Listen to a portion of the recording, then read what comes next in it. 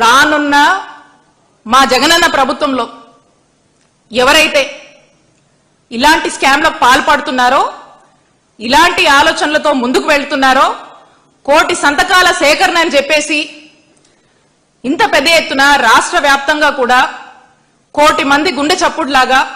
చంద్రబాబు నాయుడు గారు చేస్తున్నటువంటి medical college privatisation తప్పని చెప్పి నిలదీస్తూ ప్రశ్నిస్తున్నా కూడా పట్టించుకోకుండా అడుగులు ముందుకు వేస్తూ వెళ్తున్నటువంటి ఈ చంద్రబాబు నాయుడు గారి ప్రభుత్వానికి కానీ చంద్రబాబు నాయుడు గారికి కానీ ఈ నిర్ణయాలు తీసుకొని ఈ విధంగానే మేము మా ఇష్టానికి అడిగే వాళ్ళు ఎవరు లేరు,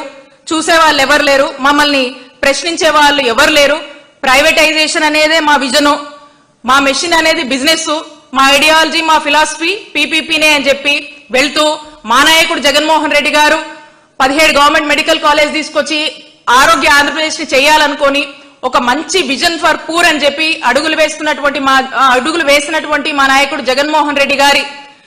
ఆలోచనల్ని ఈ రోజు తుంగలోకి తొక్కేస్తూ మీరు వెళ్తున్నటువంటి తీరు ప్రజలందరూ కూడా చూస్తా ఉన్నారు. ప్రజలందరికీ కూడా మీరు చేస్తుంది తప్పు అని మిమ్మల్ని నిలదీస్తున్నారు, గొంతెత్తి ప్రశ్నిస్తున్నారు. అన్ని చోట్ల కూడా ఎక్కడ అవకాశం ఉన్నా కూడా ప్రజలు చంద్రబాబు నాయుడు గారి ప్రభుత్వాన్ని చీగొడుతున్నారని తెలియజేసుకుంటూ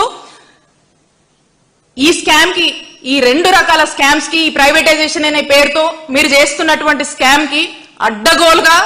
మీరు ఈ రోజున మీ యొక్క వ్యాపారం కోసము మీరు అడ్డగోలుగా దోసుకుంటున్నటువంటి ఈ అన్నిటి మీద కూడా దీంట్లో ఎవరెవరైతే ఉంటారో వాళ్ళ మీద ఖచ్చితంగా ఎంక్వైరీ ఉంటుంది. అవసరమైతే మా వైఎస్ఆర్ కాంగ్రెస్ పార్టీ ప్రభుత్వం అధికారంలోకి వచ్చాక మిమ్మల్ని జైలుకు కూడా పంపిస్తామని హెచ్చరిస్తున్నాం.